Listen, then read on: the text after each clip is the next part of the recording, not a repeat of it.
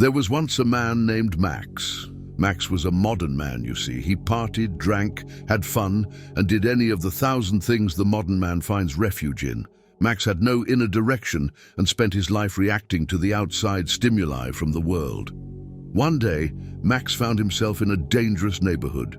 Max was far from a dangerous man himself. He had no strong will and wasn't skilled in fighting. He always claimed he was, but his claims were merely the empty boasts of an insecure but loud man. On this day, Max was with his girlfriend in that dangerous neighborhood. He was soon accosted by a dangerous man who looked like he'd been through 1,000 lifetimes. The man asked Max a simple question. "Hey, young man," he said, "what are you doing here? Who are you looking for?" Max took this as a slight to himself and began shouting at the dangerous man. Before long, both men got into an argument about whether this dangerous man was right to call Max a young man. "What are you going to do to me?" Max shouted. "Do you know how many bodies I've got? I've got a lot." But Max only had one body, and he was in it. The dangerous man, on the other hand, had several. The dangerous man decided to test Max's mettle and hit him. Max fell to the ground and hit his head on the curb, and that was the end of his story. There are many men like Max. Many men do not have an inner direction.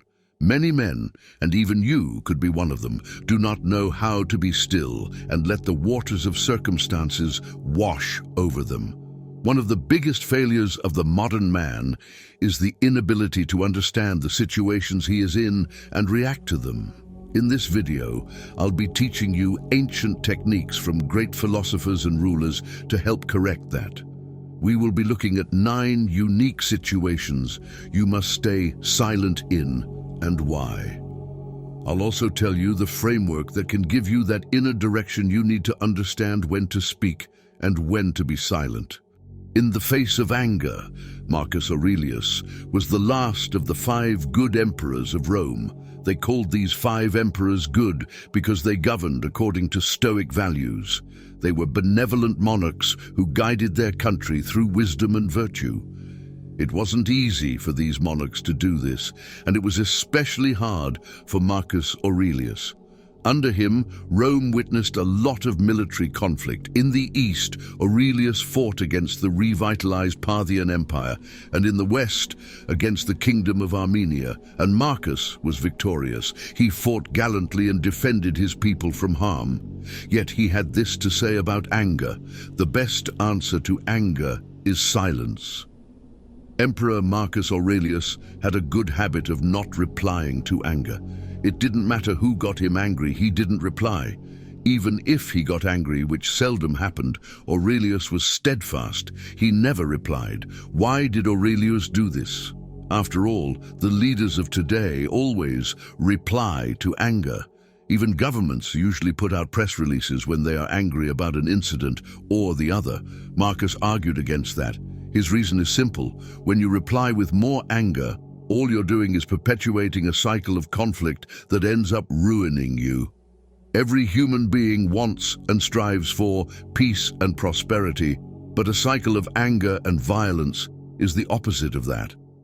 Aurelius tells you to look at the big picture and leave the base instinct of responding with anger behind. In his meditations, he had this to say: "How much more grievous are the consequences of anger than the causes of it." Is that not true? Does it matter what makes you angry if the consequences of you replying with anger just make the general situation worse? As a young man, you should always look at the bigger picture. You must be a big picture thinker. And in this big picture, it's obvious that replying to anger with anger is a suboptimal strategy for arriving at prosperity. In the face of unreasonable people, Seneca once wrote that only time can heal what reason cannot. This quote has 2 important contexts. The first, which is the context it's mostly used, means that time heals all wounds. That's true. If an emotional wound can be healed, time will probably do it. People forget things. They forget the intensity of pain. And in time, they can learn to heal from the pain they experience. However, there's another context to that quote. there are a lot of people who are just outrightly unreasonable. These people cannot be reasoned with, no matter how hard you try. As a man, you would probably have met men like that. What Stoicism tells us is that we shouldn't bother too much with these unreasonable people. While we may try to change their minds through reason, the truth is that time is probably the only thing that can do the job completely. And that makes sense. Men who refuse to see the truth because of stubbornness cannot be argued out of their positions. That's because the strength of logic isn't what keeps them in those positions. It's stubbornness and a willingness to always be right. Only time can soften that stance. Therefore, it's a waste of your time to try to force them out of their positions with superior arguments. Those arguments simply never work. The Stoic approach to people like this is to leave them alone and let time do its magic. If you do this, you'll suddenly find yourself entering fewer and fewer needless arguments. When faced with personal criticism, what do you do when someone criticizes you? For the baseman, the ordinary man, the proper thing to do is to get angry, to rage, as it were, against the machine, to scream about how unfair it is that you're being criticized. But you're not a base man, or at least you don't want to be. So what should you do? Stoicism has some lessons to teach you about handling criticism. Epictetus said this: whenever anyone criticizes or wrongs you, remember that they are only doing or saying what they think is right. They cannot be guided by your views, only their own.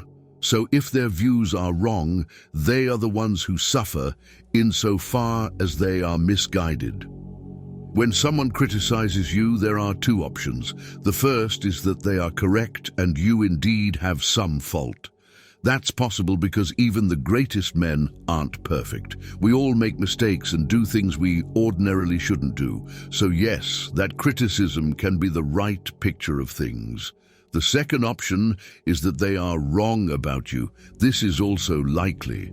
Some people hide behind the banner of selfless criticism to be mean and annoying to people. This happens more times than you like to admit. But here's the thing, it doesn't matter which option is true, because replying to the criticism does nothing. If the criticism is done in good faith, it's better to stay silent and accept it in good faith as well. If it's done in bad faith, it's also good to stay silent, because people can only act out of their knowledge. If they are mistaken, it's their headache. People cannot be guided by your views. They can only be guided by their perspectives on life. It is important to understand that and accept criticism with Stoic equanimity. Amidst gossip. It doesn't happen often, but sometimes even the most principled men find themselves amidst people talking about others. You could be at a bar or work or even be at home, and someone would bring up another person and the rumors would start flying. For the normal and average man, this is the best time to speak. Normal men with no inner direction contribute to gossip and give as much as they get. They even exaggerate and lie about things they do not know just to contribute to the discussion being had. Even without the guidance of the ancient techniques of Stoicism, you should know that this is an inappropriate thing to do. Superior men do not discuss people, they discuss ideas. Base men get involved with the kitchen affairs of other men. Superior men simply do not think it worth their time. Aurelius said, "Consider at what price you sell your integrity, but please, for God's sake, don't sell it cheap." This is more important than you know. By contributing to gossip, you're simply selling your integrity by saying things you wouldn't say when faced with the person. During surprises. In Stoic philosophy, staying silent doesn't just mean not talking. It also means not displaying excessive emotions. To most people, this just means Stoics are people who don't want to show emotion. That's wrong. Stoics feel emotion. Stoicism doesn't mean one should become a robot with no feelings. This philosophy doesn't take your feelings away. Instead, it gives you new and useful tools to navigate them. Now, you may still feel anger, but you'll have the understanding that anger doesn't benefit you in this situation, so it's better to actually avoid getting angry. You may feel envy, jealousy, or any number of emotions, but again, you'll understand that those emotions don't edify you or the person you're interacting with, so you'll let them float over you as you understand them, but have no use for them.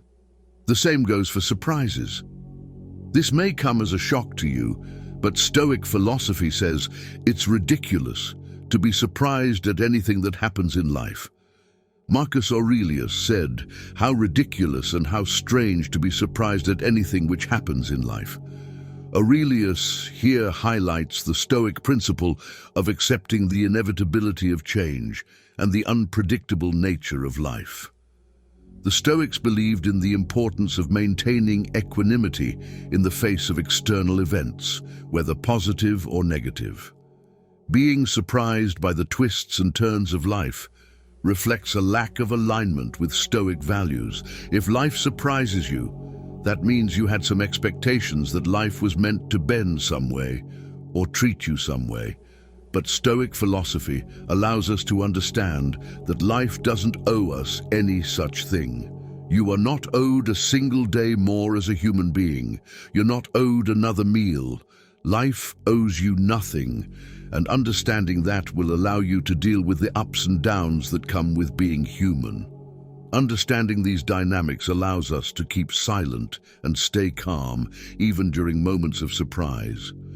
Cultivating this habit of acceptance and resilience may not help us change that particular situation, but it could be an immense help in allowing us to keep a stable mind, and that rational and calm mind is what you will need to continue to forge ahead. During conflict, one of the most important points of Stoic philosophy is self-control. If there's one thing that Stoic philosophers ask you to understand, it's the value of self-control. And this doesn't just mean self-control in the abstract sense, or in the sense of control in important circumstances. It means self-control in every circumstance.